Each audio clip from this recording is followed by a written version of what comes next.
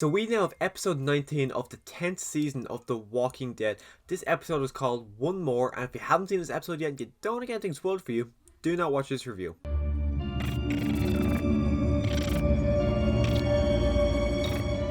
Hi, my name's Ushy, and if you like talking about Walking Dead in any shape or form, make sure you click the subscribe button every week. I talk about the latest episode of Walking Dead when Fear the Walking Dead comes back, every episode of that, as well as The World Beyond.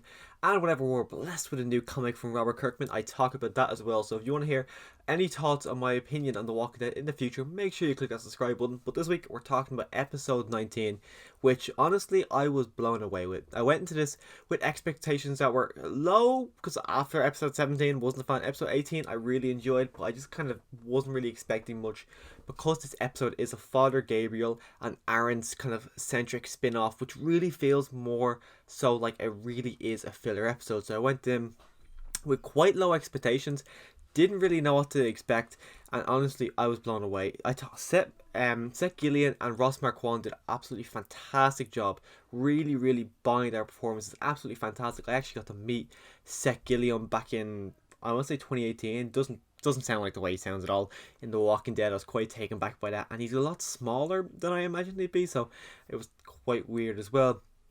But in the episode, they're just out and about in the world. We spent the first probably 10 to 15 minutes of this episode just walking around, just experiencing the world, and we see how damaged the world actually is. Like, they come across all these cars in a line, they go through every one of them looking for supplies, and they can't find a single thing. There's so many dead bodies to the point where they're literally decaying and they're close to skeletons on the ground.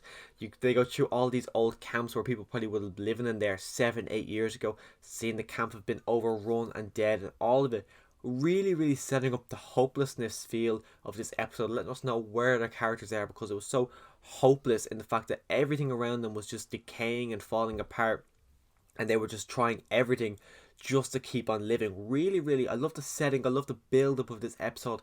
The first 10 minutes I really enjoyed what they were doing with this episode, especially because Gabriel just wants to keep going. He believes that there's got to be something left out there. We're going to have to find something eventually. Where Aaron's like, okay, let's just cut our losses, let's just go home. I want to go home, see my daughter. We've been out here for 2 weeks.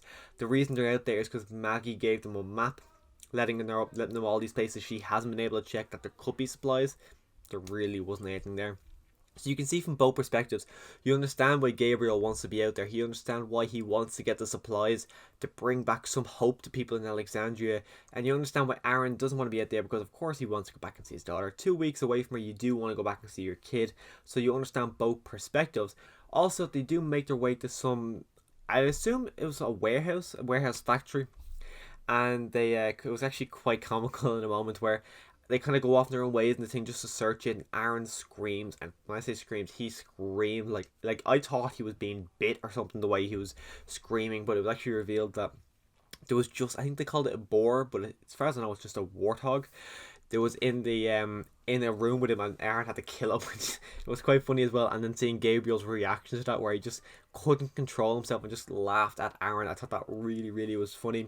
And then they do go on, they eat the boar, they start drinking, they get pissed drunk, and they just start playing card games. They just start talking. Really enjoyed the whole scene of them just pretty much just relaxing in the zombie apocalypse and just having a good bit of fun between each other, because for the most part we haven't really seen much of them together.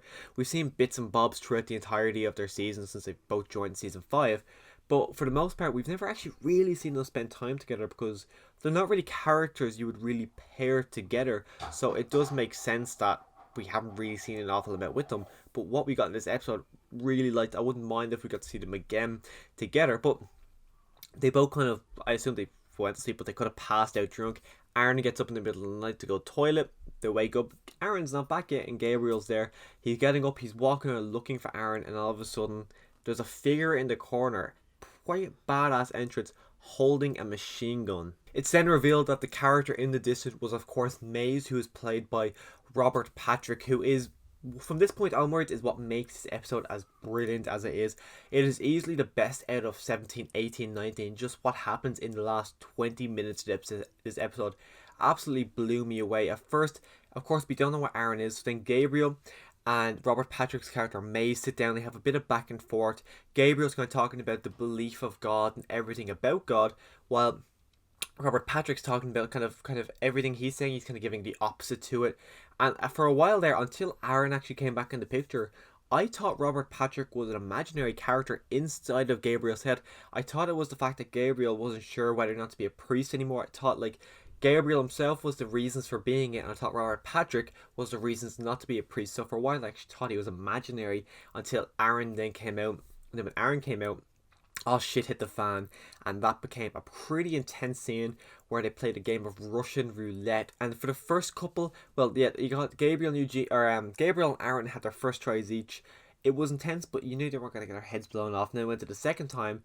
I actually thought, okay, there is a very small chance one of them could die here, and I actually kind of thought it might be Gabriel, because of course Gabriel was meant to die in episode 16. We everyone thought he was going to die there.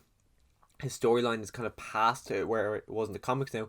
So I thought maybe there's a small chance that this guy could just do something as brutal as this, killing one of our characters, and I thought that would have been quite an interesting way of going about things.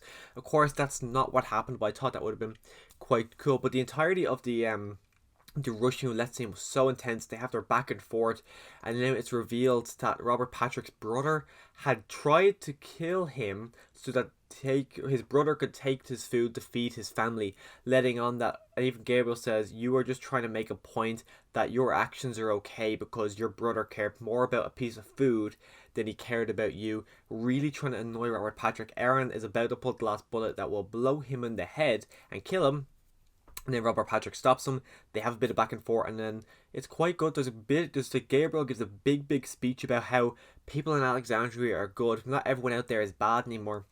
You got to put your faith in people, and if you can come back to the community, they're welcoming him into Alexandria. It's quite weird. I actually was like, oh, brilliant. We actually might continue to see Robert Patrick.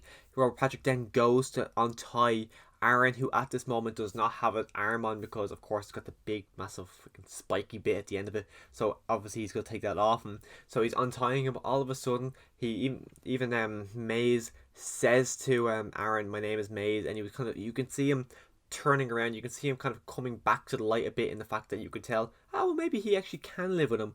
But then Gabriel, no, he uses Aaron's hand and he punches Maze right inside the head, killing him. So it's quite disappointing that I actually would love him to see Robert Patrick's character Maze continue on, just because I just thought he was such a complex character. I would love him to see him continue on. I would love him to see him have more back and forth with Gabriel, and then even possibly with Negan and Daryl. But of course, that's not what happened. But then they do go upstairs to see, because they knew that while they were hanging out down there drinking the night before, Maze knew everything, and it really kind of lit up a mystery of like, how did he know everything? Was he sitting on the racking?